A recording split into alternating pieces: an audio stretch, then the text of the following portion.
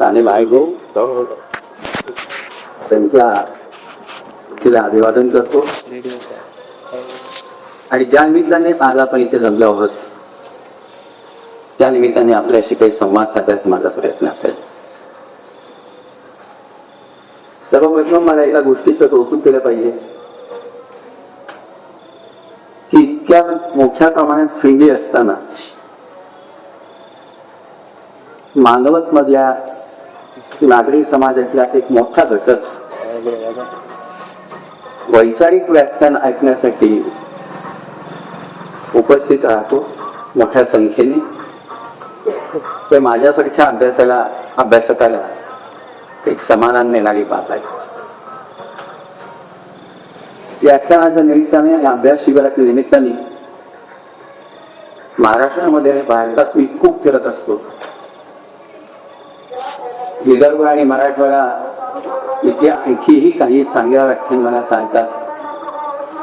त्याही ठिकाणी जाण्याचे योग मला आलेले आहे. मी असं मानतो की अशा पद्धतीच्या प्रबोधनात्मक व्याख्यानमाला समाज विचारांना आणि बुद्धीनं जिवंत असल्याचे लक्षण असतं. आज ज्या संदर्भात आपण जगतोय सगळे, जे राजकीय सामाजिक वास्तव आपल्यापुढे उभा आहे, त्याच्या संबंधीची चिकित्सा उद्याच्या व्याख्यानात जास्ती असेल माझी.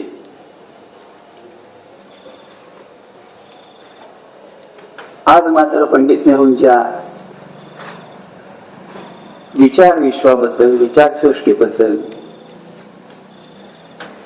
काही एक मांडणी करावी अशी विनंती होती. 125वे जयंती वर्ष आहे नेहरूंचं.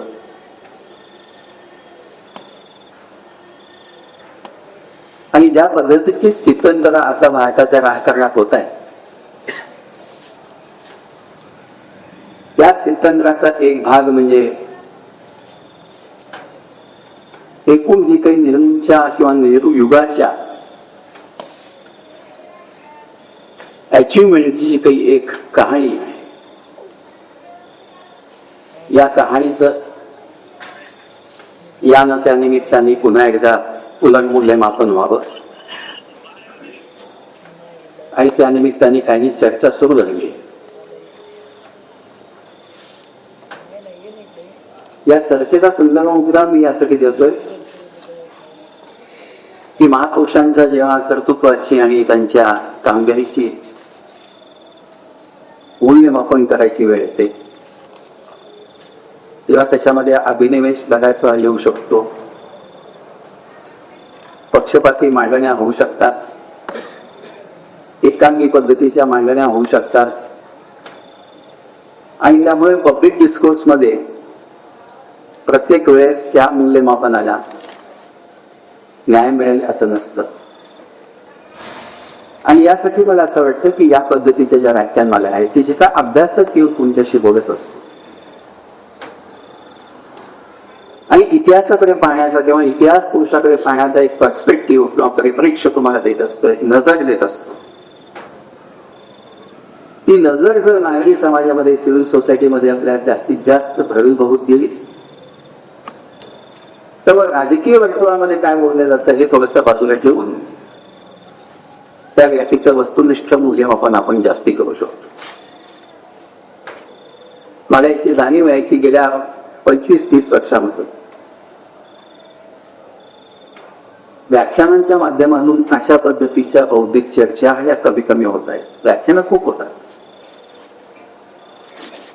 पण ज्याला आपण क्रिटिकल किंवा चिकित्सक काय मूल्यमापनात्मक असं म्हणतो अशा पद्धतीची मांडणी कमी कमी होत असते. आणि मग कित्येक वेळा मला असं वाटतं की व्याख्यान मालेमध्ये जावं की न जावं भाषण द्यायला, कारण ही फार मोठी ताकदीची माणसं होती सगळी आणि एखाद्या व्याख्यानामध्ये संबंध त्यांचा पट मांडता येत नाही. आणि म्हणून मी अनेक वेळा व्याख्यानमालेमध्ये जाण्यापेक्षा अभ्यास शिबिर घेत असतो की जिथे गंभीरपणे 2-3 दिवस माणसं एकत्र येतात, 50 असतील, 100 असतील, 125 असतील, आणि मग 3-3 दिवस 5-5, 7-7 सेशन्स मध्ये एक मांडणी होते विषयाची. आणि खूप छान प्रतिसाद त्याला समाज देतो असं मी पाहतो करतोय. तर पण दरवेळेस इतका वेळ काढणे शक्य नसतं आणि म्हणून कुठेतरी अशा पद्धतीची वैचारिक व्यासपीठ शोधायची, तिथं जायचं, बोलायचं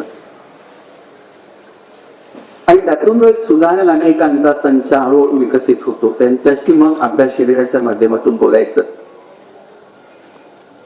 अशा पद्धतीची एक शिरस्ता हा आपोआपच निर्माण झाला माझ्या खेळण्याच्या कामात आणि म्हणून आवश्यक तिथे व्याख्यानासाठी जातो आणि विषयाची गंभीर मांडणी करायची असेल तर अभ्यास शिबिरांच्या माध्यमातून मी करत असतो. आणि याच हेतून आज मी तुमच्या पुढे होता. नेहरूंबद्दल आता देखील बोललं जातं, विशेषतः 80-90 नंतरची जी पिढी आहे. तर या सभागृहामध्ये मला माहिती आहे अनेक नेहरू युगाचे साक्षीदार पण आहेत. पण मला याची जाणीव आहे की 80-90 नंतरची जी पिढी आहे तिला भारतातल्या स्वातंत्र्य चळवळीचा समग्र इतिहास अजिबात माहित नाही. या स्वातंत्र्य चळवळीमध्ये किती पद्धतीचे विचार प्रवाह होते, किती पद्धतीचे वेगवेगळे हितसंबंधात्मक ताणतणाव होते. भारत नावाचा हा सबंध खंडप्राय देश जो होता की जो नेशन स्टेट किंवा राष्ट्र राज्य नव्हतं, अशा बहुविध समाजाला एका राष्ट्राची ओळख देणं आणि त्याला राज्य, सार्वभौम राज्य म्हणून उभं करणं हे महाजिगरीचं काम होतं. आणि विशेषतः जेव्हा आपण असं पाहतो की दुसऱ्या महायुद्धानंतर जे देश स्वतंत्र झाले, मुख्यत्वे आशिया आफ्रिका खंडामध्ये, आपण त्याच वाटेने गेलो. पण ज्या पद्धतीचं राजकीय स्थिरता, ज्या पद्धतीचं प्रगल्भ राष्ट्रीयत्व आणि यशस्वी लोकशाही भारताने सिद्ध करून दाखवली, तशी तिसऱ्या जगात कुठेही तुम्हाला दिसत नाही. आपल्या देशाचं यश नेहमी आजूबाजूला पाहून बोलायचं असतं. प्रत्येक वेळेस अमेरिकेशी तुलना करत, इंग्लंडशी तुलना करत आपल्या देशाचं यश मोजता येत नाही. आणि म्हणून मला हेही नव्या पिढीला सांगायचंय की चमत्कार वाटावा अशा पद्धतीची ही घटना आहे की 47 साली हा देश स्वतंत्र होतो, लोकशाही स्थापन करतो, नव्या राजकीय प्रातिनिधिक संस्थांची निर्मिती करतो आणि प्रचंड बहुविधता असलेल्या समाजामध्ये एक राजकीय स्थैर्य निर्माण करतो. हा आपल्या अभिमानाचा विषय असल्यास हे कोणामुळे झालं, कशामुळे झालं? एका दुसऱ्या व्यक्तीचं काम असं कधीच नसतं, किती व्यक्ती मोठी असो. पण जेव्हा अनेक मोठ्या व्यक्ती अशा एकत्र येतात आणि एखाद्या समाजाची घडतं, ते एखाद्या समाजाचं भाग्य असतं. भारताच्या स्वातंत्र्य चळवळीमध्ये आपल्याला असं दिसेल की लोकोत्तर पद्धतीची विलक्षण माणसं निर्माण झाली आणि तिने हा देश घडवला. एक सार्वभौम राज्य म्हणून, एक सामर्थ्यवान राज्य म्हणून, एक यशस्वी लोकशाही म्हणून भारत आज 60 मानानं जगात उभा आहे. आणि आता तर एक महत्वाची आर्थिक सत्ता होण्याची क्षमता आणि स्वप्न तो पाहतोय. हे जेव्हा आपण पाहतो तेव्हा हा प्रवास नक्कीच अभिमानाचा आहे. पण जेव्हा यश आपल्याला मिळालेलं आहे, आपण ते टिकवून ठेवणं आणखी अवघड असतं. आणि जर आपल्याला ज्या प्रक्रियांमधून, ज्या विचारमंथनातून काही यश साध्य झाले आहे ते विचारमंथनच माहीत नसेल किंवा त्याचा विश्वास आपल्याला पडला, तर आपल्याला भविष्यात आपली भूमिका काय असली पाहिजे याचाही काही अंदाज करता येत नाही, सांगता येत नाही. आणि म्हणून माझं असं सुरुवातीलाच आव्हान आहे की माध्यमातून म्हणा किंवा पब्लिक डिस्कोर्स मधून नेहरूंच्या बद्दल जे जे आता बोलले जात आहे आणि जाईल ते जवळपणे ऐकावं. आणि आपलं अवधान हे चतुरस्र असलं पाहिजे. पण ते म्हणजेच फक्त नेहरू, ते म्हणजेच फक्त गांधी, ते म्हणजेच फक्त पटेल, ते म्हणजेच फक्त राजेंद्र बाबू, ते म्हणजेच फक्त आंबेडकर असं नसतं. आणि म्हणून त्याच्याही पलीकडे जाऊन या व्यक्तींच्या तत्वज्ञानाचा ज्या अभ्यास करतात अशा अभ्यासकांचं, विशेषज्ञांचं म्हणणं सुद्धा आपल्या कामावर पडलेलं चांगलं या भूमिकेत तुम्ही तुमच्या पुढे उभा आहे. नेहरू अनेक बाबतीत भाग्यवान होते, पण एका बाबतीत मला असं वाटतं की फार दोघाही व्यक्ती आहे. नेहरूंना या देशामध्ये आणि देशाबाहेर फार म्हणजे भाष्यकार मिळाले, चरित्रकार मिळाले, हे त्यांचं नक्की भाग्य आहे. पण महाराष्ट्रामध्ये नेहरूंचा ताकदीचा एकही भाष्यकार नाही. पावा, गाडगीळ आणि कुरुंदकर यांचा अपवाद सोडला तर नेहरूंवर कोणीही विश्लेषक असं लिखाण केलेलं नाही. गांधींना महाराष्ट्रामध्ये मोठे भाष्यकार मिळाले. आंबेडकरांना आणि फुल्यांना सुद्धा 70च्या दशकानंतर का होईना महाराष्ट्रामध्ये आणि जगामध्ये अनेक चांगले भाष्यकार मिळाले. पण पंडित नेहरूंना मात्र महाराष्ट्रामध्ये ताकदीचे भाष्यकार मिळाले नाहीत. आणि म्हणून नेहरू नावाचा विचार काय आहे हाच मुळात महाराष्ट्रात सरदूर पोचला नाहीये. उत्तम चरित्र नेहरूंची मराठीत उपलब्ध नाहीये. चिकित्सक चरित्र नेहरूंची मराठीत उपलब्ध नाहीये. आणि म्हणून नेहरूंबद्दल जे काही कामावर पडतं ते मुख्यत्वे माध्यमातून जे आपण ऐकतो, आपापल्या पीअर ग्रुपमध्ये आपण जे काही बोलले जातात ते, कुटुंबामध्ये जे काही बोलले जातात ते, शाळेत शिकत असताना किंवा महाविद्यालयात शिकत असताना कानावर पडतात ते तुटत काहीतरी कानावर पडतात आणि त्याच्यात इमेजेस तयार होतात. आणि त्या प्रतिमा म्हणजेच नेहरू असं कुठेतरी समीकरण डोक्यात असतं.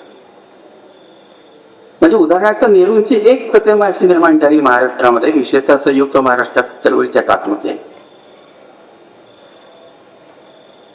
की नेहरू हे महाराष्ट्राच्या हिताच्या विरुद्ध विचार करतात. नेहरूंची अशी प्रतिमा तयार झाली की नेहरूंनी शिवाजी महाराजांना लुटारू म्हटलेलं आहे. नेहरूंची अशी प्रतिमा इथे तयार झाली की नेहरू हे अल्पसंख्याकांचे अपीजमेंट किंवा अनुनय करत असतात. नेहरूंची अशी प्रतिमा निर्माण झाली की नेहरू हे अंतर्बाह्य पाश्चात्य होते, आधुनिक होते आणि कुठल्या अर्थाने भारतीयत्व आणि त्याचा गाभा त्यांच्यात दिसत नाही. या जेव्हा इमेजेस आपण पाहतो, या इमेजेस पासून आणखी पुढे थोडंसं येऊया आणि स्वातंत्र्यानंतरच्या राजकारणात नेहरूंबद्दलच्या कोणकोणत्या इमेजेस इथे तयार व्हायला पाहूया. त्यातली एक इमेज म्हणजे नेहरू हे प्रचंड स्वप्नाळ होते, युटोपियन होते, आदर्शवादी होते आणि वास्तवात त्यांना बांधलं होतं. दुसरी अशी इमेज तयार झालेली आहे की पंडित नेहरू हे समाजवादी होते, पण समाजवाद ते त्यांना इथे आणता आला नाही, त्याच्यात त्यांना संपूर्ण अपयश आलं. तिसरी इमेज अशी तयार होते की काश्मीरच्या बाबतीमध्ये नेहरूंचं चुकलं.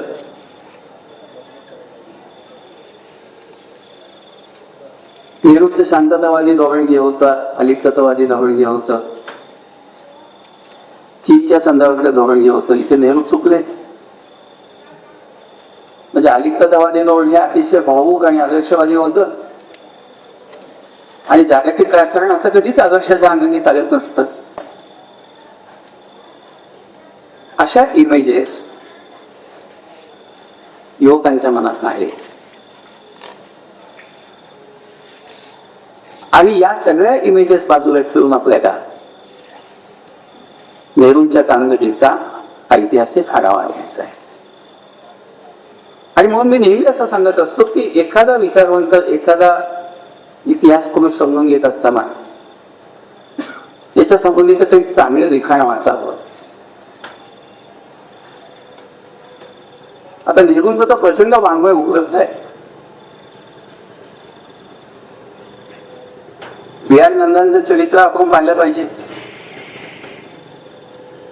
बी आर नंदांचं नेहरू चरित्र वाचत असताना बी आर नंदांनीच मोतीलालजींचे चरित्र लिहिले तेही पाहिलं पाहिजे. बी आर नंदांनी गांधींचे चरित्र लिहिले तेही पाहिलं पाहिजे. आणि मग नेहरू, गांधी आणि मोतीलाल या तिघांची चरित्र एकत्र वाचून पुन्हा नेहरूंचं एक वेगळं आपल्याला होतं. माझे प्रेक्षकचं पुस्तक आहे, ते आपण वाचलं पाहिजे. अनेक डाव्या मार्क्सवादी अभ्यासकांनी नेहरूंवरचे लिखाण केलेलं आहे, ते आपण वाचलं पाहिजे. हेच एकदा प्राथमिक वाचन झाल्यानंतर नेहरूंचं ओरिजिनल लिखाण जे ते मग वाचलं पाहिजे आपण. म्हणजे आधी चरित्राची माहिती करून घ्यायची चांगल्या पद्धतीनं, मग त्या व्यक्तीच्या मूळ लिखाणाची माहिती करून घ्यायची. म्हणजे ऑटोबायोग्राफी वाचली पाहिजे, त्यांचं आत्मचरित्र वाचलं पाहिजे, गिफ्ट्स ऑफ वर्ल्ड लिस्ट पण वाचलं पाहिजे, हिस्ट्री ऑफ इंडिया आपण वाचलं पाहिजे. ही जी काही नेहरूंची महत्वाची पुस्तकं आहेत ती वाचली पाहिजे. आणि त्याही पुढे जाऊन अनेक खंडांमध्ये त्यांचा प्रसिद्ध झालेला पत्रव्यवहार आता उपलब्ध आहे. नेहरू पटेल पत्रव्यवहार उपलब्ध आहे, नेहरू गांधी पत्रव्यवहार उपलब्ध आहे, नेहरू सुभाषबाबू पत्रव्यवहार उपलब्ध आहे. जेव्हा आपण संकलित वाङ्मय म्हणतो नेहरूंचं संबंध, ते वाचलं पाहिजे. विशेषतः भारताच्या मुख्यमंत्र्यांना दर महिन्याच्या पहिल्या आणि 15व्या तारखेला पंडित नेहरू पत्र लिहायचे. सगळ्या मुख्यमंत्र्यांना त्या मुख्यमंत्र्यांना लिहिलेल्या पत्राचे खंड उपलब्ध आहेत. म्हणजे नेहरूंचं स्वतःचं लिखाण, त्याचा कसा इतका मोठा हेही वाचलं पाहिजे. आणि मग नेहरूंची वेगवेगळ्या अंगानं जी चिकित्सा आणि मूल्यमापन झालं, वेगवेगळ्या अभ्यासकांनी केलं, याचाही आपल्याला परिचय झाल्यानंतर मग नेहरू नावाचा रसायन काय होतं हे समजतं. आणि हे फक्त मी नेहरूंबद्दल बोलत नाही, विशेषतः 80 नंतर आणि 90 नंतरच्या पिढीला माझं हे आव्हान आहे की अशाच पद्धतीनं आपल्या गांधी समजला पाहिजे, अशाच पद्धतीनं आंबेडकर समजले पाहिजेत, फुले समजले पाहिजेत, शाहू समजले पाहिजेत, सुभाषबाबू समजले पाहिजेत, पटेल समजले पाहिजेत, राजाजी समजले पाहिजेत. हे प्रचंड उपलब्ध असताना सामाजिक शास्त्रांचे आपले विद्यार्थी किंवा युवक, इतिहास राज्यशास्त्र हे विषय घेऊन शिकणारे पदवीधर आपले किती वाचन करतात. आणि मग लक्षात येतं की हे काहीही माहीत नसलेल्या त्या विषयाचं तज्ञ म्हणून शिक्षण संस्थांमध्ये जातात. हे कुठेतरी थांबलं पाहिजे. आणि त्यासाठी या पद्धतीच्या व्याख्यानमालांचा उपयोग आपल्याला करायचा आहे. कारण आधुनिक भारतामध्ये या सगळ्या महापुरुषांनी जे कॉन्ट्रिब्युशन केलेलं आहे थॉटला, जगातल्या, हे कॉन्ट्रिब्युशन अद्यापही जगापुढे आलेलं नाही. आणि ही जबाबदारी जोपर्यंत 21व्या शतकातल्या युवक तिथे उचलत नाही, तोपर्यंत या देशांना महासत्ता बनण्याची स्वप्न बघू नये. कारण महासत्ता ही ज्ञानावर आधारित असते. ज्या ज्या पश्चिमेच्या सत्ता तुम्ही आज महासत्ता आणि सामाजिक वाळून सत्ता म्हणून पाहता, त्यांनी प्रथम ज्ञान साधना केली आहे. केवळ शस्त्रबळावर आणि अर्थबळावर महासत्ता होता येत नाही. महासत्ता होण्यासाठी महासंस्कृती आधी निर्माण करावी लागते. ती संस्कृती काय असली पाहिजे, त्याचा मूल्यात्मक आधार असं काय असलं पाहिजे, त्याचं राजकीय दर्शन काय असलं पाहिजे, त्याचा संस्थात्मक आणि व्यवस्थात्मक रूप काय असलं पाहिजे, त्याचा अर्थकारण काय असलं पाहिजे, त्याचा समाजकारण काय असलं पाहिजे, त्याचं तात्विक अधिष्ठान काय असलं पाहिजे, याचा ज्याने विचार केला त्यातलं एक व्यक्तिमत्व म्हणजे पंडित नेहरू. या उंचीवर जाऊन आपल्या इथे समजून घ्यायचं. आणि म्हणून मी पुढे जाऊन असं म्हणतो की प्रचलित सार्वजनिक चर्चा विश्वामध्ये ज्या ज्या प्रतिमा नेहरूंच्या मनात तयार होतात त्या प्रतिमांच्या बाहेर पडणं आणि नेहरू अधिक समजून घेणं हा त्याच्या मागचा आपला उद्देश असला पाहिजे. तर या व्याख्यानमालांसाठी काही उपयोग आहे. आपण काही केवळ जयंत्या मयंत्या साजऱ्या करण्यासाठी व्याख्यानं करत नाही. आपण काही फक्त व्यक्तिपूजेसाठी आणि विभूती पूजेसाठी व्याख्यानं करत नाही. व्याख्यान हा विचारांचा संवाद आहे. हा संवाद वाढायचा असेल तर या पद्धतीचं श्रोतांना व्यवस्था आहे. याच्यामध्ये दुसरं एक नातं जमलं पाहिजे, एक क्षण जे आपल्याला लावला पाहिजे, गाताना आपण लावतो कसं. आणि म्हणून मी प्रथम काय काय किमान पाहिलं पाहिजे नेहरू समजून घेताना याचा एक पाढा वाचून दाखवला. धावता आहे तो खूप संक्षिप्त आहे पण एवढा पुरेसा आहे. यातून एक किमान कुतूहल जाणं होतं.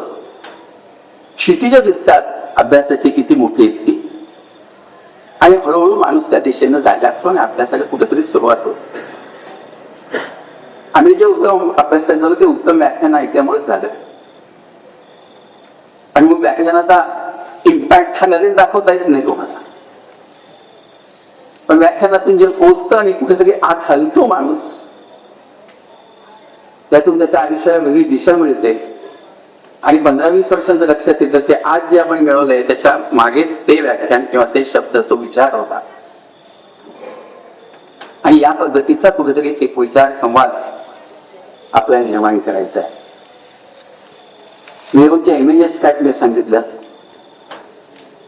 नेहरूच्या चरित्रातही मी फारसं राहणार नाहीये. अलाहाबाद, हॅरो, केम्ब्रिज आणि भारतात पुन्हा ते 4 टप्पे आहेत त्यांचे.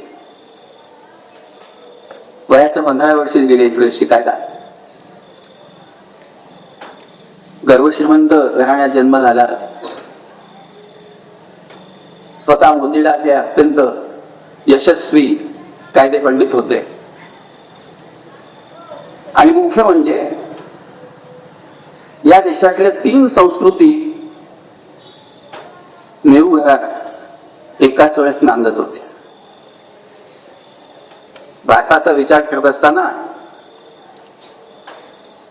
एक भारतीय संस्कृती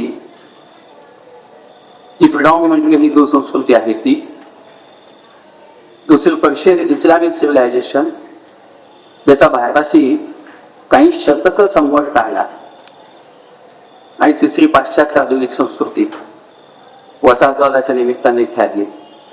आणि सबंध मानव जातीमध्ये जे आधुनिकतेचं पर्व आहे ते आधुनिकतेचं पर्व या तिसऱ्या जगामध्ये ज्या संस्कृतीने आपण पोहोचवलं.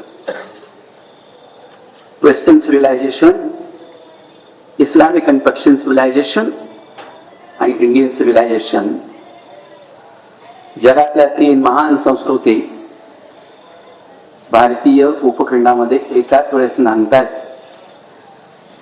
आणि या संस्कृतीचे विविध संस्कार आत्मसात करत आणि या संस्कृतीची दिलेली जीवन दृष्टी आत्मसात करत भारतीय मानस मिळत आहे.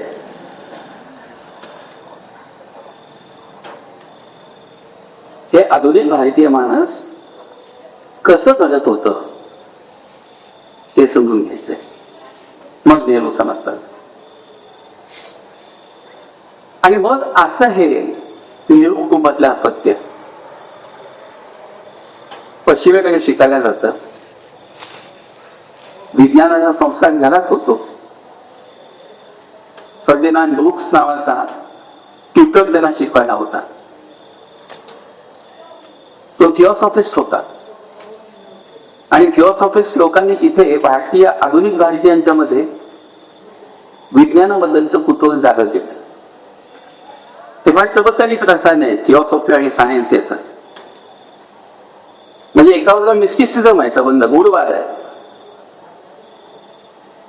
पण तो गूढवाद विज्ञानावर आधारित आहे असं थिओसॉफिस्ट लोकांचं म्हणणं आहे. आणि त्यामुळे ते विज्ञान काय समजून घ्यायचं आणि त्यासाठी विज्ञानाकडे वळायचं असं ते नातं आहे. असा हा ब्रुक्स नेहरूंना शिकवत होता ट्युटर म्हणून. ज्यामध्ये छोटीशी प्रयोगशाळा घरात स्थापन केली होती. फिजिक्स केमिस्ट्रीचे प्रयोग ते करत असत आणि नेहरूंचा मला जो विज्ञानाचा संस्कार झाला तो हा. आणि पुढे हॅरो आणि केम्ब्रिज मध्ये गेल्यानंतर शालेय शिक्षणामध्ये विज्ञानाचे संस्कार असेच होत राहिले. अनेक विज्ञानवादी साहित्यिक नेहरूंनी वाचले तिकडे, पण विज्ञानामध्ये करिअर करायचं हा नेहरूंचा निर्णय नव्हता. म्हणजे एकाच वेळेस सायन्सचा संस्कार, पण सायन्समध्ये करिअर घडवायचं नाही. करिअर घडवायचे ते संबंध सामाजिक शास्त्रांमध्ये आणि सामाजिक अंगांमध्ये. नेहरूंच्या मध्ये जो एक विज्ञानवाद आपल्याला दिसतो त्याची मुळं इथं दिसतात आपल्याला. पुढे नेहरूने ज्या पद्धतीनं विज्ञानाचं संस्थीभवन किंवा इन्स्टिट्यूशनलायझेशन केलं त्याच्याकडे मी वळणार आहे. पण या सगळ्या संस्थांचं जे कळत होतं की आधुनिक व्हायचं असेल तर चिकित्सक व्हावं लागतं. चिकित्सक व्हायचं असेल तर विज्ञानाची कार करावी लागते. आणि यासाठी आधुनिक भारताच्या घडणीसाठी विज्ञान हा एकमेव आता मार्ग आपल्या क्षेत्रात राहणार आहे. ही नेहरूंची विजन होती. एका बाजूला हे विज्ञानाचे संस्कार घेत असताना दुसऱ्या बाजूला नेहरूकडे गेले तर 15 वर्ष वय होतं, ऍडोलेसन्स जे आपण म्हणतो. आणि हे वय किती स्वप्न भाविक असतं आपण कल्पना करू शकतो. आणि एकाच वेळेस बाल्यावस्थेतून बाहेर पडताना एक वेगळं स्वतःबद्दलचं भान जागवत असतं, भावुकता पण असते आणि समोर कठोर वास्तव पण असतं. आणि अनेक संवेदनशील मन या काळामध्ये गोंधळून जातात, झपाटून जातात. नेहरूचं त्याला अपवाद नव्हते. एका बाजूला 1905 साली गेले तिकडे शिकायला. 1905 साली भारताची काय परिस्थिती होती, इथे राजकारण काय होतं लक्षात येते. देवस्थानचं राजकारण हे हळूहळू मागेपर्यंत चाललंय. 1905 ला बंगालची फाळी होते आणि हळूहळू भारताच्या राजकारणामध्ये आता जहालांचा उदय होतो. लाल बाल पाल ही मोठी उदयास येते. आणि हा जो संक्रमणाचा काळ आहे. 1907 मध्ये याच्यावरून काँग्रेसमध्ये बूट पडले जहाल मोहन. आणि 8 साली इंग्रज शासन इथे प्रचंड दबंग काय लागतं स्वातंत्र्य चळवळी. आणि अनेक महत्वाचे जहाल नेते जे असं पाय होतात. बिपिन चंद्र पाल गेले, लोकमान्य टिळक गेले, काय म्हणायचे शिकतात. आणि ह्याच्या सगळे साक्षीदार नेहरू आहेत. आणि तिकडून नेहरू पत्र येतात मोतीलाल की भारतात काय चाललंय मला कळवा आणि मला भारतातही वर्तवणूक इकडे पाठवा. आणि काँग्रेसचं काय राजकारण चाललंय या काळामध्ये. आणि काँग्रेस नावाची स्वातंत्र्याची चळवळ होती, पक्ष त्यावेळेस नव्हता. विशेषतः तरुण मुलींनी लक्षात ठेवलं पाहिजे की मी जेव्हा काँग्रेस म्हणतो तेव्हा मी त्या चळवळीबद्दल बोलतोय. आता तर काँग्रेस पक्ष नाही. तर हे सगळे नेहरू पाहत होते. मोतीलालजींचा मूळ पिंडा हा सनदेशीय राजकारणाचा होता, मग ठीक होते. पण ते खेचले जात होते मात्र जहाल राजकारणात. आणि नेहरूंना असं वाटत होतं की अजूनही मोतीलाल म्हणजे आपले वडील तर बऱ्यापैकी नेमतच आहेत, पुरेसे जहाल नाहीयेत. तिथं पत्र वाचलीत ना तुम्ही सगळी, खूप सुंदर पत्र आहेत. आणि पत्र वाचता वाचता मी मुलांना सांगितलं तुमचं इंग्रजी उत्तम होऊन जायची, इतकी सुंदर पत्र आहेत. ती उकलत जास्त यासाठी नेहरू हे विचारतात की काय चाललंय देशामध्ये. त्याला जहालांचं सामाजिक तत्वज्ञान फारसं भावत नाहीये, आवडत नाहीये. पण जहाल ज्या पद्धतीनं वसाहतवादाच्या विरोधात संघर्ष निर्भयतेनं उचलतात आणि देतात, टक्कर देतात इंग्रजांशी, आणि लोक जागृती करतात आणि लोकांचं मोबिलायझेशन करतात, तर लोक मोबिलायझेशनच्या बद्दल नेमणं प्रचंड आकर्षण आहे. कारण आता ह्यातूनच मास पॉलिटिक्स उभं राहणार आहे. यातूनच जनतेची शक्ती जाहीर होणार आणि ती वसाहतवाद आणि साम्राज्यवादाला हादरे देणार आहे हे दिसत होत. आणि ह्याचा संबंध ते तौलनिक विचार करतात तिकडे शिकत असतात. आणि तिकडे काय चाललं होतं या सालमध्ये, तिकडे आयर्लंडच्या स्वातंत्र्याची चळवळ चाललेली. आयरिश रेव्होल्युशनरी जे होते त्याचं एक प्रचंड आकर्षण निर्माण वाटलंय. आपल्याकडे ज्या लोकांना सुद्धा ते आकर्षण होतं. सिंथेन मुवमेंट असं त्या चळवळीचं नाव होतं. आणि त्या मुवमेंटचा प्रचंड पगडा त्यावेळीच्या युवकांवर होता. म्हणजे एका बाजूला आयरिश क्रांतिकारकांची चळवळ, दुसऱ्या बाजूला भारतातलं संबंध जहालांचं राजकारण, आणि या राजकारणाने जी भूमी खणली होती त्या भूमीमध्ये गांधींचं 1915 साली आगमन होतं संसदेतून, आणि भारताच्या राजकारणाचे सूत्र महात्मा गांधींकडे जातात. हे मी धावधवळ यासाठी करतोय की संबंध हे जे स्थित्यंतर झालं होतं राजकारणामध्ये, त्यातून नेहरूंचा विचार पक्का होतो. 1920 साली किरण युग संपत, तत्पूर्वी 1917 पासून तिथे गांधी मास मुवमेंट उभ्या करतात. अहमदाबाद मिलचा सत्याग्रह, खेड्याचा सत्याग्रह, रॉबर्ट मिलचा सत्याग्रह, खिलाफत मुवमेंटच्या संदर्भातील चळवळ, आणि 1920च्या असहकाराचं आंदोलन. काय झपाट्या गांधींच्या संबंध मास मोबिलायझेशनचा इमॅजिन करा. आणि 20 साली असहकाराचं आंदोलन बंद होऊन समाजातल्या विविध घटकांना गांधींनी राष्ट्रीय चळवळीत आणली आणि सगळं नेहरू सांगतायत. आणि त्यांचं असं लक्षात येतंय गांधींचे अनेक बाबतीत मतभेद आहेत त्यांचे, पण हे मतभेद लक्षात घेऊनही वाटते की हा याला माणसाचं रसायन त्याचं वेगळंच असतं. त्याची भाषा तर सगळी धार्मिक असतात ठीक आहे, पण या धार्मिक भाषेतून कुठेही जमातवाद येत नाही. हा केवढाच चमत्कार आहे. भाषा सगळी पापपुण्याची, पण यातून कुठेही सार्वजनिक अविवेकीची,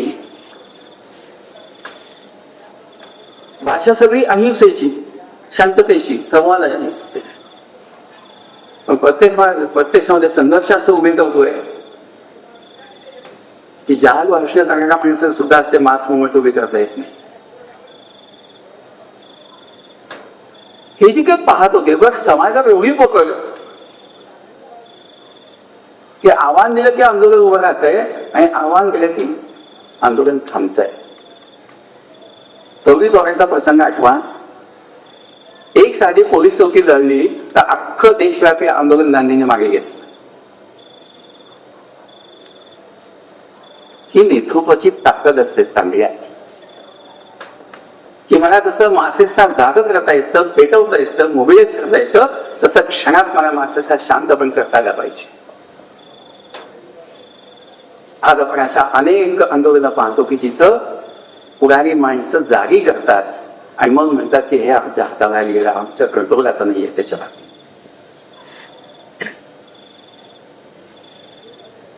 गांधी नावाचं रसायन या अंगाने समजून घ्या. दर 10 वर्षांनी अखिल भारतीय पातळीवर मास मुवमेंट उभा करणारा माणूस आहे. 20चं आंदोलन, 10,000चं, 30चं आंदोलन, 32चं आंदोलन, 42चं आंदोलन. आणि संबंध भारतीय समाजात एक सतत चैतन्य निर्माण केले आणि ते माणसाला अहिंसक आणि निर्भय बनवत हे नेहरू पाहतात.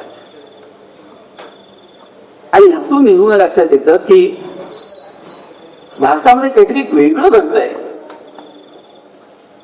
आणि भारताच्या राजकारणाचा आता पोत बदलणार. हे खऱ्या अर्थाचं लोकशाहीकरण किंवा डेमोक्रॅटायझेशन आहे.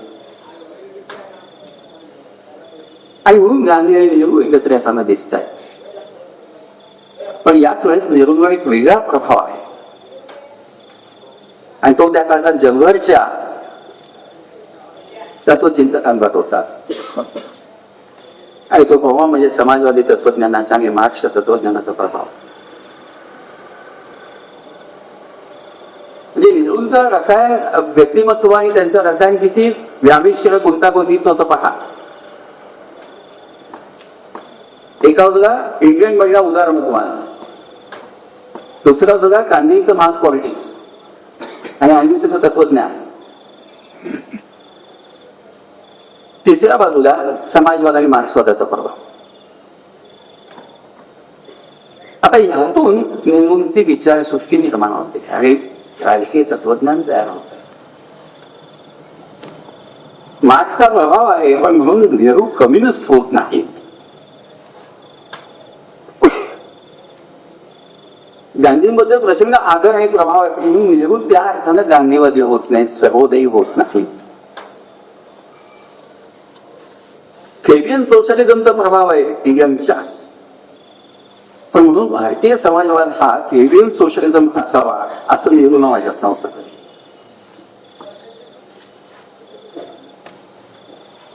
त्याच्यात तो प्रभाव असणं वेगळं, प्रभावाला प्रेरित होणं वेगळं आणि प्रभावाचं काय घ्यायचं आणि काय नाही घ्यायचं याची निवड करायची क्षमता असणं वेगळं. आपणही बऱ्याच वेळा प्रभावित होतो पण आपला प्रभाव हा आपल्याला वाहत घेऊन जातो. ज्यांनी प्रभावित होतो आपण त्याची चिकित्सा आपण करत नाही, त्याला तपासत नाही आपण.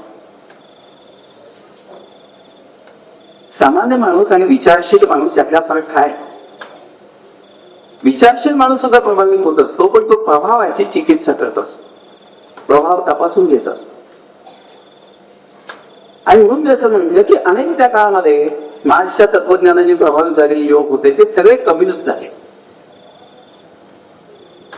नेहरूंना काय ऐकलं होते कम्युनिस्ट होण्यामध्ये?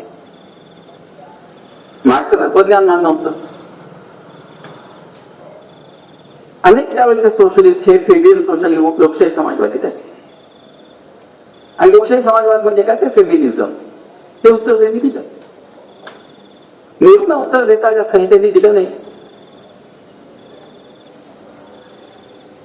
अनेक गांधीवादी सर्वोदयी झाल्यामुळे नेहरू तसे झाले नाही. हे प्रश्न जेव्हा आपण उपस्थित करतो तेव्हा मी म्हणतो तसं नेहरूंकडे आपण डोळ्याच आणि पाहायला. मग कोणत्या प्रभावातून काय घ्यायचं आणि काय टाकायचं याची निवड नेहरू कसं करत होते? 1929 साली जेव्हा ते लाहोर काँग्रेसचे अध्यक्ष झाले तेव्हा त्यांनी अध्यक्षपदावरून भाषण करताना काँग्रेस असं म्हटलं की I am socialist and I am republic. मी प्रजासत्ताकवादी आहे आणि मी समाजवादी आहे. 19 सालीचं हे वक्तव्य. 34 साली पुन्हा ते ठामपणे काँग्रेसच्या अध्यक्षपदावर सांगताय की समाजवादाशिवाय या देशाला पर्याय होती.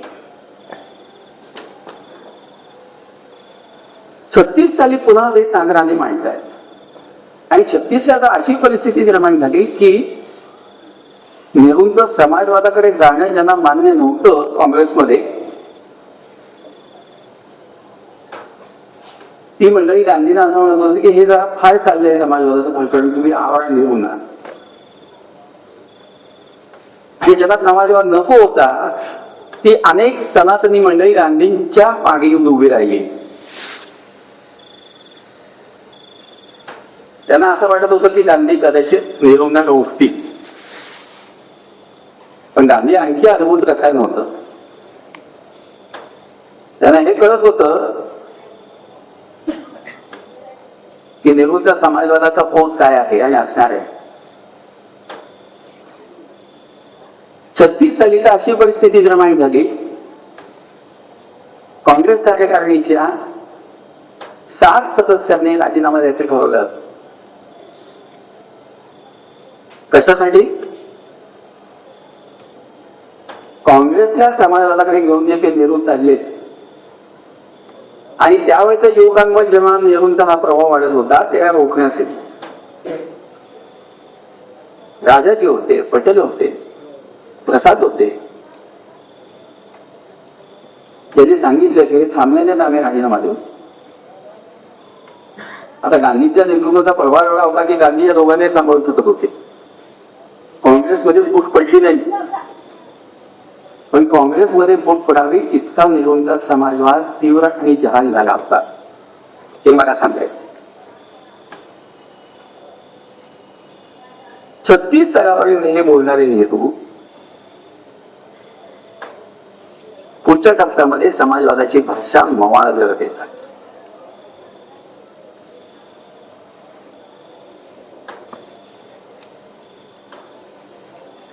सालापर्यंत glimpses of world history of India जेव्हा त्यांनी लिहिलं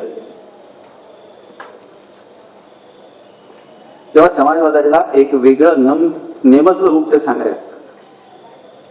आणि 46 पासून 54 पर्यंत लक्षात ठेवा, नेहरूंच्या संबंध भाषणातून समाजवाद हा शब्द अतिशय गोगंब यायला लागतो. आणि 54 नंतर ते शब्द वापरला तो socialistic pattern of society, not socialist.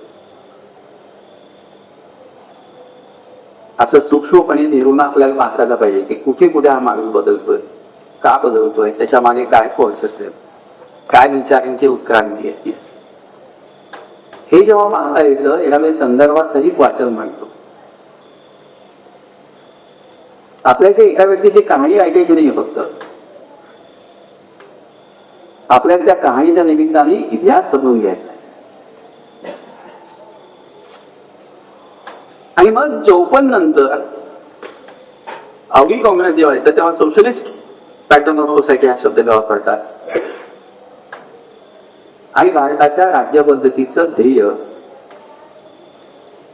ते समाजवादी सदृश समाज रचना आणि व्यवस्था निर्माण करणं असे शब्द म्हणतात. स्वतंत्र भारतामध्ये आपल्याला आज हे समजून घ्यायचंय की कोणत्या अर्थाने नेहरू समाजवाद हा शब्द वापरतो.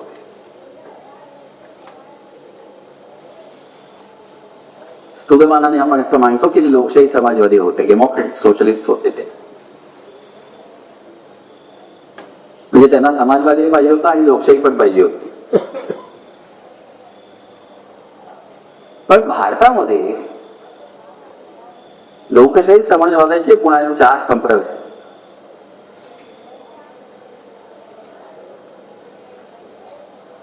एक फेबियन समाजवाद पण वाटत होता. दुसरा आचार्य जावडेकरांनी सांगितलेला सत्याग्रही समाजवाद.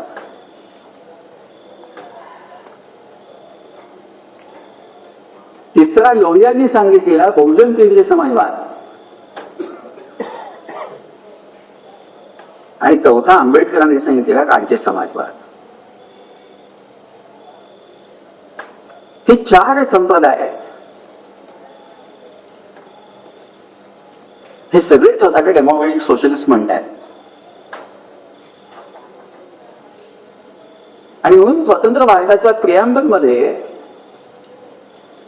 संविधानाच्या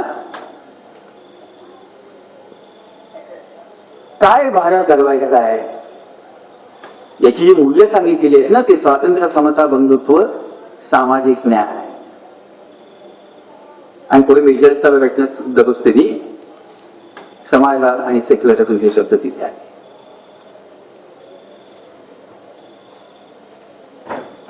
हे मी का सांगतोय? कारण संविधानाची प्रास्ताविका हे ज्या देशाचा ब्लूप्रिंट असतो, पुढे काय व्हायचंय त्याच्यात शपथ घेतली आहे.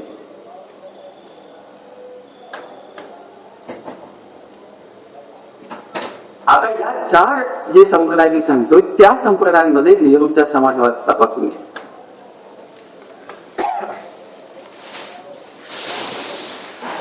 म्हणजे नेहरू सत्याग्रही समाजवादी नव्हते. नेहरू आंबेडकरांच्या पद्धतीचे राज्य समाजवादी होते. नेहरू टिपिकल फेमिन सोशलिस्ट नव्हते आणि नेहरू साम्यवादी आणि मार्क्सवादी पण कम्युनिस्ट नव्हते. मग कोणता सोशलिझमचा नाही सांगा. आणि त्याच संदर्भात एक विधान मी वाचून दाखवतो. म्हणजे त्यांच्या समाजवादाचा फोक काय होता ते आपल्याला समजतं. तेच म्हणताय, there is no way of ending poverty and subjection of Indian people except through socialism. I am speaking of socialism not in a vague humanitarian way, but in a scientific and economic sense. मी केवळ मानवतावादी भाषेमध्ये समाजवाद सांगू इच्छित नाही. आर्थिक आणि शास्त्रीय पद्धतीचा समाजवाद इथे सांगायचा. पहिलं मी असं म्हणतोय, vast and evolutionary changes in political and social structure, the ending of vested interest in land and industry. जमीन आणि उद्योगामध्ये जे गुंतलेले इथे संबंध आहेत, as well as feudal and autocratic Indian state system, भारताच्या राज्यव्यवस्थेमध्ये सरंजामे संरचना आणि अभिजनवादी संरचना ह्याच्यात जे इथे संबंध गुंतलेले आहेत, that needs to be totally changed. That means ending of private property, except in a restricted sense, and replacement of present profit system by a higher ideal of cooperative services. It means ultimately a change in our instincts, in our habits, in our desires. In short, it means a new civilization. समाजवाद नावाची एक वेगळी संस्कृती आम्हाला इथे आहे. Civilisation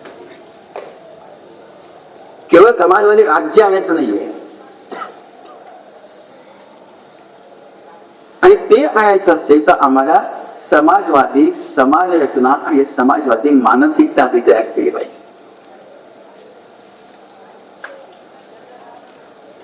आज आपण स्वातंत्र्य आणि समतेच्या गप्पा फार सहज मारत होतो, काय सगळं मिळाले ना इथं. पाहिजे त्या काळात बोलणं ते भारताला आधुनिक करण्याचा हा प्रयत्न होता. आणि म्हणून ते विकासाचं सोव्हिएट मॉडेल स्वीकारत नाही. मार्क्सवादाचा प्रभाव असताना सुद्धा, आणि तसंच ते विकासाचं कॅपिटलिस्ट मॉडेल सुद्धा स्वीकारत नाही. आणि या 2 मॉडेल्सच्या मधून मध्य साधणार, प्रायव्हेट आणि पब्लिक सेक्टरचा मेळ घालणार इकॉनॉमिक मॉडेलचे शोधून काढले. त्याला मिक्स इकॉनॉमी असं म्हटलं.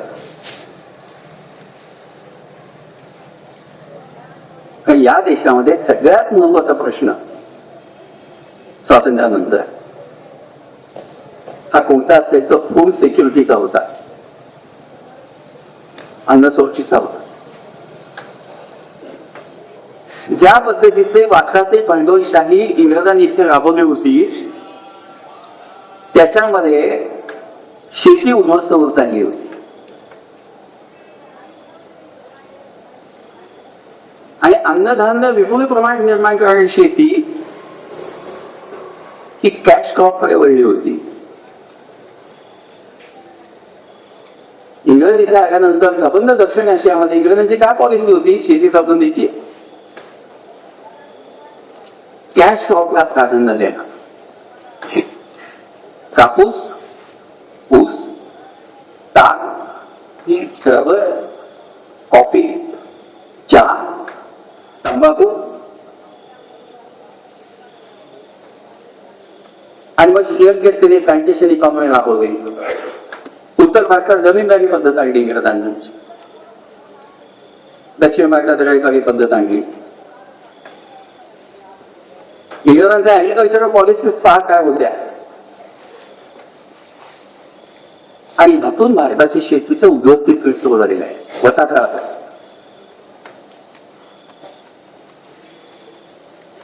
आणि सुजलाम सुफलाम असलेली भूमी बंगालचा 1946चा दुष्काळ आठवा.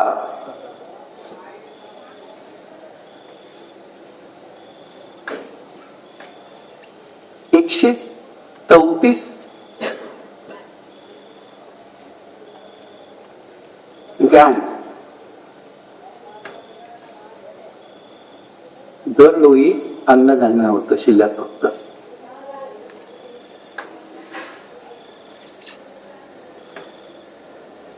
आणि म्हणून भारतीय अर्थव्यवस्थेपुढे मुख्य प्रश्न असा होता की जोपर्यंत फूड सिक्युरिटी येत नाही तोपर्यंत कुठलाही विकास हा पंगू असणार. आणि ती जर वेगाने यायची असेल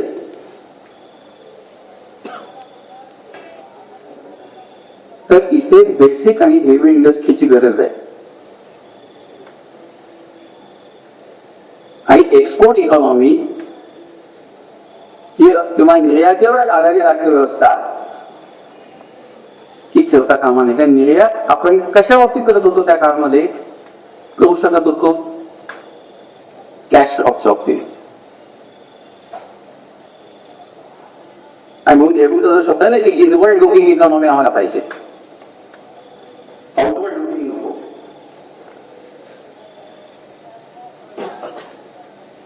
आता प्रश्न असा की हेवी इंडस्ट्रीज वाढवायच्या असतील आणि इंडस्ट्रियलायझेशन द्यायचं असेल तर इथला भांडवल जो आहे तो तेवढा समर्थ आहे का देशाचा औद्योगिक व्यवहार बांधवण्याचा? तो नाहीये. तर तो डिपेंडंट कॅपिटलिस्ट आहे, तो जागतिक भांडवलदारावर आधारित आहे, अवलंबित आहे. आणि त्यामुळे पुरेसं कॅपिटल इन्व्हेस्टमेंट इथे होत नव्हतं, भांडवल निर्मितीच होत होती. आणि म्हणून मग नेहरू असा भूमिका घेतात की इथल्या जर भांडवलदार हे करू शकत नसेल तर उत्पादनाच्या क्षेत्रामध्ये राज्य संस्थेने उतरला पाहिजे. आणि हे उदारमतवादी लोकशाहीच्या पुढे आहे. कारण उदारमतवादी लोकशाही असं सांगतोय की उत्पादन हे राज्य संस्थेचं काम नाही, उत्पादन खाजगी पद्धतीने जायला पाहिजे खाजगी क्षेत्रामध्ये. नेहरू असं म्हणतात की नाही, स्टेटनं उत्पादनात उतरता पाहिजे. आणि महत्वाचे जे उद्योगधंदे आहेत ते सार्वजनिक क्षेत्रात असले पाहिजेत. आणि त्यासाठी विज्ञानाची कास पकडली पाहिजे. आज आपण सगळे निओलिबरलिझमच्या काळात वावरतोय, जागतिकीकरणाच्या काळात वावरतोय, नव उदारमतवादाच्या काळात वावरतोय, पोस्ट इंडस्ट्रियल कॅपिटलिझमच्या काळात आज वावरतोय आपण. आणि त्यामुळे समजत आपल्याला काय करत होते नेहरू इंडस्ट्रियल कॅपिटलिझमच्या संदर्भामध्ये. नेहरूचा काळ हा औद्योगिक भांडवलशाहीचा काळ आहे आणि आपल्या काळ हा उत्तर औद्योगिक भांडवलशाहीचा काळ आहे. आणि म्हणून नेहरू समजून घेणं आणखी अवघड होऊन बसतं. काही हे कळत नाही ना आपल्याला औद्योगिक भांडवलशाही काय होती आणि उत्तर औद्योगिक भांडवलशाही काय आहे. आणि जेव्हा एखादा समाज औद्योगिक भांडवलशाही करून उत्तर औद्योगिक भांडवलशाहीकडे येतो तेव्हा त्या समाजामध्ये मुख्य राजकीय सामाजिक संस्थांची उलथापालथ होत असते, हे सुद्धा आपल्याला कळत नाही. आज पुन्हा जे आपण म्हणतो ना की कुटुंब संस्थेपासून राज्य संस्थेपर्यंत सगळ्या संस्थांमध्ये एक अरिष्ट निर्माण झाली आहे.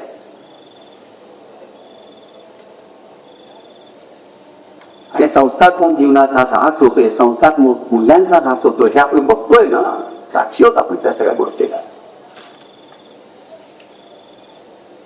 ते 40 साली, 50 साली, 50च्या दशकामध्ये, 60च्या दशकामध्ये, 70च्या दशकामध्ये का होत नव्हतं. प्रचंड दारिद्र्य होते त्या काळामध्ये, अनेक बिकट समस्या होत्या, आणि तरीही आपल्या संस्थात्मक जीवन आपण अधिक नैतिकतेनं जगत होतो. आणि आज प्रचंड समृद्धी झालेली आहे, पण आमचं संस्थात्मक जीवन मात्र भ्रष्ट होत आहे.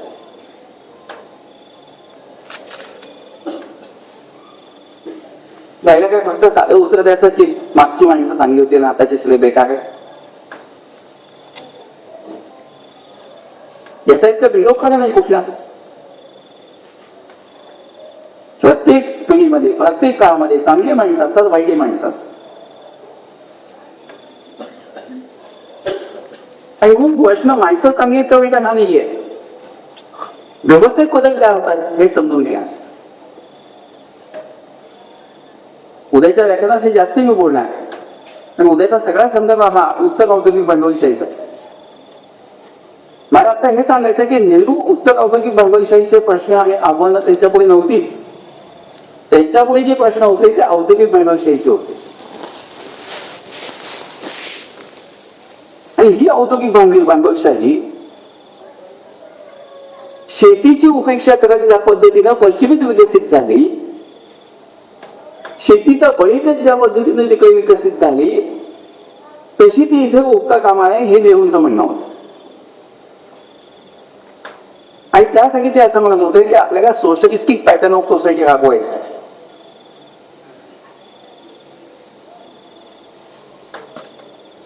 म्हणजे औद्योगिक भांडवलशाहीचे जे दुष्परिणाम आहेत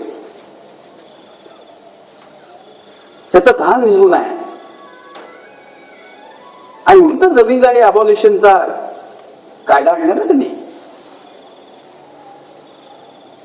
लँड सेलिंगची कायदा मुख्यमंत्र्यांनी आणले, कसं त्याची जमीन हे कायदे आहे.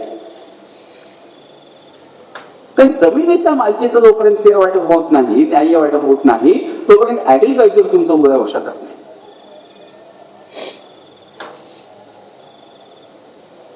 आता प्रॉब्लेम काय वेळा समजूया, हे सगळं व्यवस्थित ते मांडत आहे. पण शेती हा विषय भारताच्या संविधानामध्ये राज्यांकडे त्या काळात होता,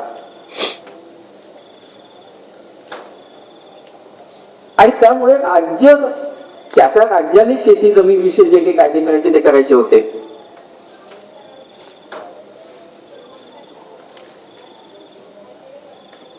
ते पुरेशा ताकदीनं करता आले नाही.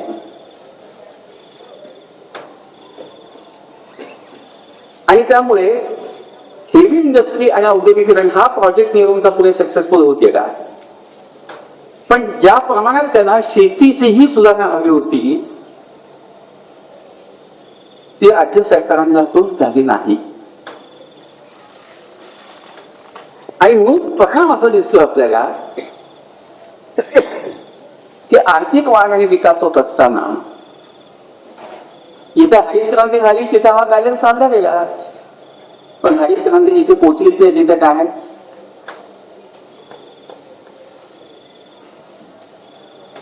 आणि म्हणून आपल्याला चित्र असं दिसतंय की मिक्स इकॉनॉमी राबवत असताना त्याला जी फळं आली ती पुन्हा भांडवली विकासाचीच आहे.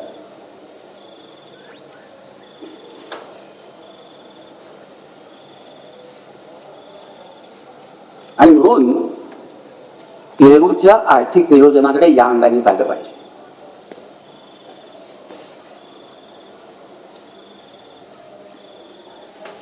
नियोजन मंडळ स्थापन केलं,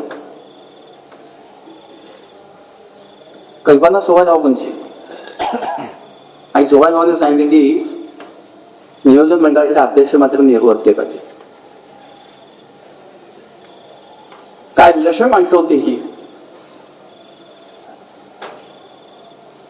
वैचारिक मतभेद असं झाले. तर राज्य कारभारामध्ये योग्य माणूस पाहिजे. काँग्रेसमध्ये पटेलांच्याकडे संबंध काँग्रेस संघटनेची ताकद होती आणि काँग्रेस संघटनेत पटेलांचं वर्चस्व होतं. पण एवढी संघटनात्मक ताकद मागे असताना पटेलांचं म्हणणं होतं जनता मात्र पंडितजीच्या मागे, म्हणून पंतप्रधान तो असला पाहिजे. आजच्या पिढीने समजून घ्यायला पाहिजे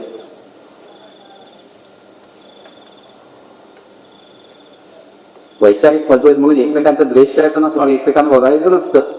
या राजकारणात आपण आज बघतोय ते त्या प्रत्येक माणसाची ताकद लक्षात घे.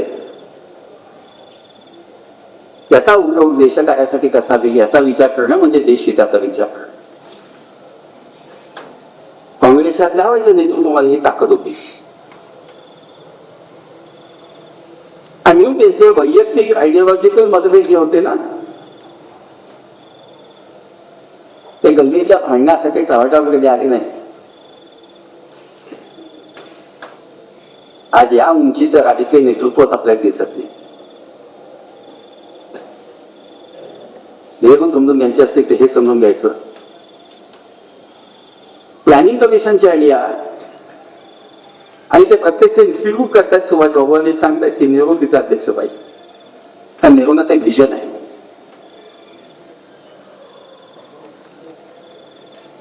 आणि म्हणून नेहरू असं म्हणतात की आपण समाजवादापेक्षा नियोजन हा शब्द जास्त वापरूया.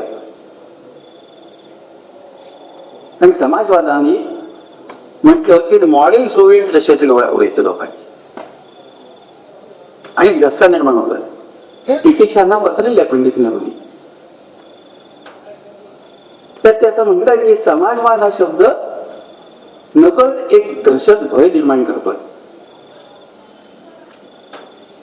आणि म्हणून आपण हे जे इक्वेशन केलेलं आहे की समाजवाद आणायचा असेल तर आर्थिक नियोजन पाहिजे आणि समाजवादाशिवाय आर्थिक नियोजन येऊ शकत नाही. हे जे इक्वेशन आपण करतोय ते इक्वेशन आपण तोडूया.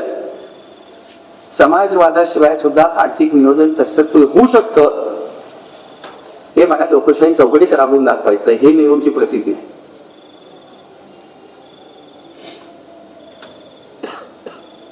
आणि म्हणून पहा की प्लॅन इकॉनॉमी आले ते जातात पण कुठेही एका पक्षाची हुकुमशाही क्रांतिकारी पक्षाची हुकुमशाही जे चीनमध्ये घडत होतं रशियात घडलं त्या पद्धतीने इथं व्हावा हे नेहरूंना वाटत नव्हतं.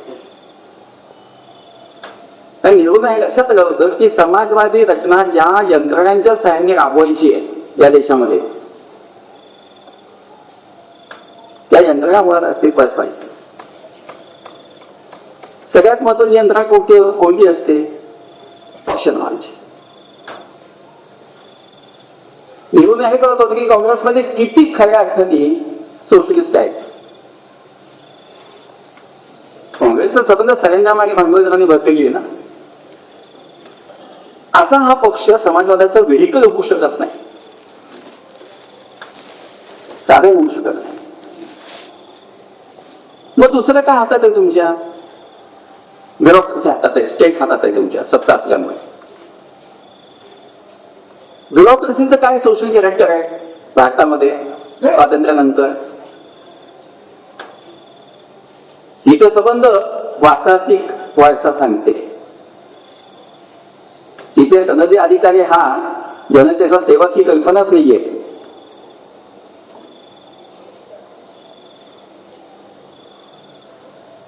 तो अधिकार म्हणजे सत्तेचा कुणीतरी प्रतिनिधी आहे. म्हणजे ब्युरोक्रेसी हाताशी नाही, पॉलिटिकल पार्टी हाताशी नाही त्या पद्धतीची. मग सोशलिझम आणायच्या कुठल्या माध्यमात? आणि मग दोन यंत्रणांवर निवडणुका कटाक्षानंतर त्या काळामध्ये एक असं म्हणतात की कॉन्सिक्वेंट असेंब्ली आणि घटना ही आपण महत्वाची आणि मजबूत बनवूया. आणि दुसरं ते असं सांगतायत की आपण पार्लमेंटरी डेमोक्रेसी आणि लोकशाही संस्था आणि प्रातिनिधिक संस्था अधिक मजबूत बनवूया. मराठी जे मी विधान केलं होतं की 36 पर्यंत समाजवाद शब्द आग्रह धरणारे नेहरू 46 पर्यंत ते नेमस्त समाजवादाचा उच्चार देतात. 46 ते 54 समाजवाद शक्यतो शब्द वापरत नाही. 46 ते 54 नेहरू काय करत होते? नेहरू 2 गोष्टींना प्राधान्य देत आहेत. कॉन्स्टिट्यूशन मेकिंग, घटना थोडी अस्तित्वात आहे. 46 ते 49 काम केलं आणि 50 हे राज्यघटना सिद्ध केली, दाखवायला सुरुवात केली आपण. पाकिस्तानला 1973 साली उजाडलं. घटनेचा संपूर्ण अंमल करण्यासाठी एकाच वेळी जन्मलेली 2 राष्ट्राची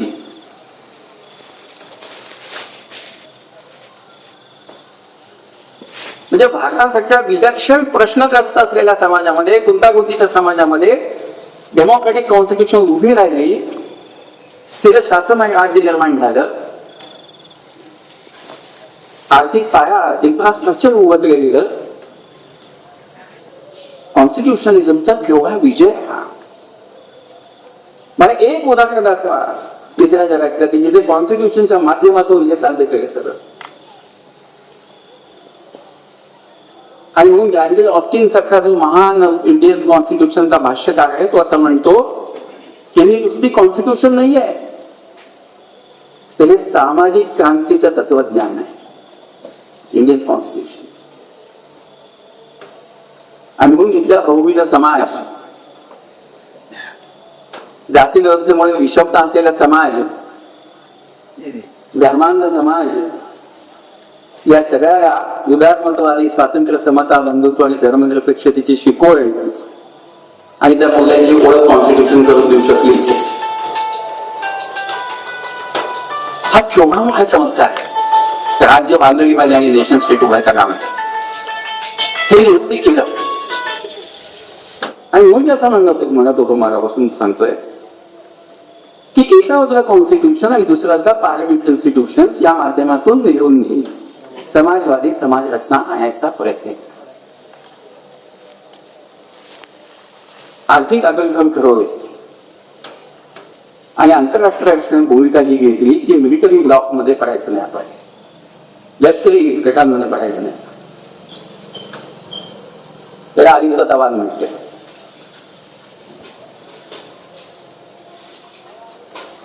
याचा नेमका उलटा प्रवास पाकिस्तानला दिसतो. पाकिस्तानमध्ये पक्ष पद्धत निर्माण होऊ शकली नाही मजबूत.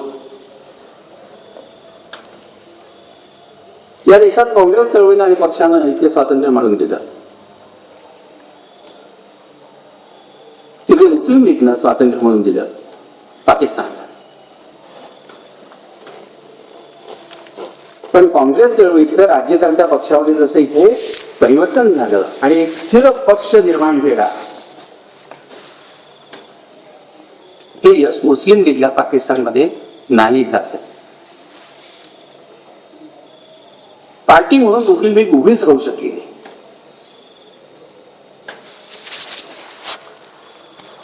आणि जिथं पार्टी नसते, जिथे कॉन्स्टिट्यूशन नसते, तिथे डेमोक्रेसी सुद्धा टिकत नाही. आपण इस्लामिक स्टेट व्हायचं का सेक्युलर स्टेट व्हायचं याच्याबद्दल जिनान जेवणात गोंधळ होते. हे गोंधळ भारतीय घटनाकारांच्या मनात कधी नव्हते. स्टेट आमचा सेक्युलर असेल, धर्मनिरपेक्ष असेल आणि धार्मिक उपासनेचं स्वातंत्र्य माझा प्रत्येक माणसाला असेल, ही भूमिका आपण इथे जरी उतरवली. आणि म्हणून प्रचंड धर्मप्रहार असलेल्या या देशामध्ये सेक्युलर स्टेट आपण निर्माण केलं. पाकिस्तानला सेक्युलर स्टेट निर्माण करता आले नाही. पार्टी सिस्टीम स्टेबल करता आली नाही. दोनच फक्त स्ट्रक्चर पाकिस्तानच्या हातात होते राज्य बांधण्यासाठी. एक म्हणजे आर्थिक नोकरशाही, ब्युरोक्रेसी आणि दुसरी आर्मी. आणि आर्मीचं कधीही समाजाशी जैवन असं नसतं. आणि म्हणून जेव्हा नागरी शासन सांभाळता येणं पाकिस्तानच्या स्टेटच्या, तेव्हा आर्मीने सरळ काढून टाकलं की देश आपण ताब्यात घ्यायचा. अमेरिका लष्करी मदत करायला जायचं, शीतयुद्धाचं वातावरण सगळं. त्यांना भारताच्या संबंध दक्षिण आशियामध्ये एक असा फ्लायओव्हर जागा पाहिजेच आहे. ही जागा आपण घेऊया. त्यामुळे अमेरिकेचे मिलिटरी इंटरेस्ट आणि पाकिस्तानचे सिक्युरिटी आणि मिलिटरी इंटरेस्ट हे एकत्र येतात आणि पाकिस्तानमध्ये लष्करी आघाडीचं पर्व सुरू होतं. हे भारतात झालं नाही. आणि सभ्य समाजाचे लक्षण हे असतं की नागरी सत्ता अंतिम असली पाहिजे, लष्करी सत्ता तिच्या अधीन असली पाहिजे. आणि म्हणून सभ्य समाजामध्ये सेनादलाच्या तिन्ही सेनादलाचा प्रमुख आता आर्मी ऑफिसर नसतो, हा राष्ट्रपती असतो. सिव्हिलियन अथॉरिटी ही अंतिम असली पाहिजे. लष्करी हे त्याच्या अधीन आणि दुय्यम असतं. त्याला प्रगत राज्य व्यवस्था म्हणतात. पाकिस्तानमध्ये झालेली सिव्हिलियन अथॉरिटी उभीच राहिली नाही तिथे. आणि जी यवतमाळ मुली आली तेव्हा ती मग लष्कराच्या बळावर आणि मज्जेवर असते. ही का तुलना करतोय? दोन्ही राज्य एकाकडे जन्माला आली तर दोघांच्या वाटचाल वेगळी का झाली. आणि मग लक्षात येतं की party building, nation building, state building, secularism, democracy आणि समाजवाद सदृश समाज रचनेचं ध्येय ही नेहरूंच्या संबंध विचारसृष्टीची पायाभूत मूल्य होती. आणि ती त्यांनी यशस्वीपणे उतरवली भारतीय समाजाच्या घरी. आणि म्हणून प्रचंड बहुविधता असलेल्या समाजामध्ये एक राष्ट्रीय एकात्मता निर्माण झाली. आणि हा कॉम्पोजिट नॅशनलिझम आहे. भारतीय समाजाच्या एकाच घटकाचा हा नॅशनलिझम नाहीये. आणि नेहरूंचं हे म्हणणं होतं की हा कॉम्पोजिट नॅशनलिझम हा इंडियन स्टेटचा आधार असला पाहिजे. तर भारतातला धर्मनिरपेक्ष राष्ट्रवाद हा सर्वसमावेशक असेल, नाही तर तो धर्मवादाकडे जाईल. आणि राष्ट्रवाद जेव्हा धर्मवादी होतो तेव्हा तो एक्सक्लुझिव्ह बनतो, इन्क्लुझिव्ह होत नाही. तर कुठल्या तरी धर्मात तो उचलतो आणि बाकीचे धर्म त्यातून वगळले जातात. आणि धर्म वगळले जातात म्हणजे त्या त्या धर्माचे लोक आणि समूह वगळले जातात. नेहरू नाही करत होता की हा बहुधर्मीय समाज जपायचा असेल तर राज्य संस्था ही सेक्युलर असेल. आणि सेक्युलर राज्य संस्था जर प्रबळ व्हायची असेल तर भारताचा नागरिक समाज हा सुद्धा सेक्युलर झाला पाहिजे. नागरिक समाज हा जमातवादी आणि धर्मवादी असेल आणि राज्य संस्था मात्र सेक्युलर असेल तर जे राज्य संस्था दुबळे आहे. आणि म्हणून केवळ स्टेट सेक्युलर करून चालणार नाही आपल्याला, तिथं झालंच पाहिजे. तर राज्य सेक्युलर झाल्यानंतर समाज सुद्धा यथाशक्ती यथावकाश सेक्युलर व्हायला पाहिजे.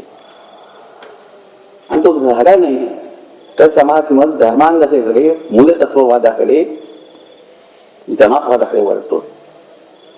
आणि कोणताही धार्मिक मूलतत्ववाद, कोणताही जमातवाद हा नेहमी इतरांना वगळणारा असतो. इस्लामिक फंडामेंटलिझम असेल तर तो बिगर इस्लामिक लोकांना वगळतो. ख्रिश्चन फंडामेंटलिझम असेल तो बिगर ख्रिश्चनांना वगळतो. हिंदू फंडामेंटलिझम असेल तो बिगर हिंदूंना वगळतो. आणि जेव्हा वगळण्याची भाषा सुरू होते तेव्हा राष्ट्रीय एकात्मता टिकत नाही.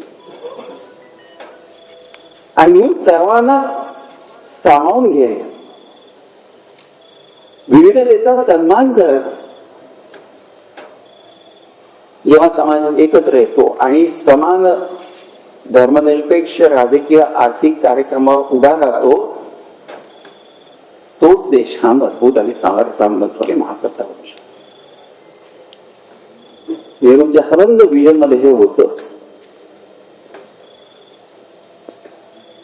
प्रत्यक्षात काही मूर्ती आल्या, काही आल्या नाहीत. लाईनचा प्रश्न मी सांगितला मग असे काय पण फॉरेन पॉलिसी, आर्थिक विकासाचा मॉडेल, राज्य बांधणी आणि राष्ट्र निर्मिती आणि डेमोक्रेसी ही यशस्वी करून दाखवण्यामध्ये नेहरूंचं तत्वज्ञान हे सफल झाल्याचं आपल्याला दिसत आहे. हे सगळं लक्षात घेऊन मग जे काही नेहरूंना जमलं नाही त्याच्याबद्दल आपण बोलूया, टीका करूया. आपल्या इथे नेहरूंची मूर्ती पूजा करायची नाहीये, पण हे काहीही लक्षात न घेता नेहरू कसे स्वप्नावर होते, नेहरूचं काश्मीरचं कसं सगळं फसलं, नेहरूचा समाजावर कसा बंकच होता, नेहरूचा सेक्युलरिझम हा कसा अल्पसंख्याकाचा अन्याय करणारा होता, नेहरू कसे हिंदू विरोधी होते, नेहरू कसे पटेलांसारखे कणखर पोलादी पुरुष नव्हते, नेहरू कसे पाश्चिमात्य वेस्टर्नाइज झाले होते. हे जे काही उथळपणे बोलले जातं ना, ते आपल्या अज्ञानाचे लक्षण. ते पुन्हा सांगतोय हे नेहरूंच्याही माळेला आपल्याला सांगता येते, सांगाव्या प्रत्येकाला सांगा. चिकित्सा करायची ना, मग ती वस्तुनिष्ठ असली पाहिजे, ती निर्भय असली पाहिजे. पण निर्भय आणि वस्तुनिष्ठ चिकित्सा त्यालाच करायचा अधिकार आहे जो कुठे त्या माणसाच्या अचिव्हमेंट आणि कॉन्ट्रीब्युशन सुद्धा मान्य करतो. एवढा वेळ जरी आपल्या नागरी समाजात जागा झाला तरी सुद्धा राजकीय चर्चा विश्वामध्ये जे काही बेजबाबदारपणे बोललं जातं त्याला आळ बसेल. याच्या माध्यमांमध्ये ज्या काही फालतू चर्चा चालतात ते यातून कुठलंही प्रबोधन होत नाहीये, यातून कोणताही मोड होत नाहीये. खोटे वाद, खोटे कॉन्ट्रोवर्सीज तिथे निर्माण पण करतो आणि लोकशाही चर्चेचा अवकाश कसा वाढतो असं काही ते बात निर्माण करतो. ही फसवणूक आहे. आणि हे आता का घडतंय, भारताच्या राजकारणाचा पॅटर्न असा का होत चाललाय, याची चर्चा आपल्याला उद्याच्या व्याख्यानात करायची. नेहरूंनी भारत कुठपर्यंत आणून ठेवला, त्याच्या मागचे विजन काय होते. नेहरू मधला विजनरी आणि नेहरू मधल्या स्टेट्समन, त्याच्यामध्ये स्टेट्समनच्या मर्यादा काय आल्या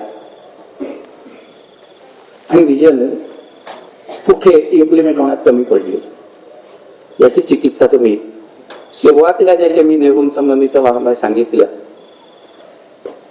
त्यातल्या काही भाग वाचा आणि स्वतः विचार करायला एवढंच आव्हान आहे. धन्यवाद.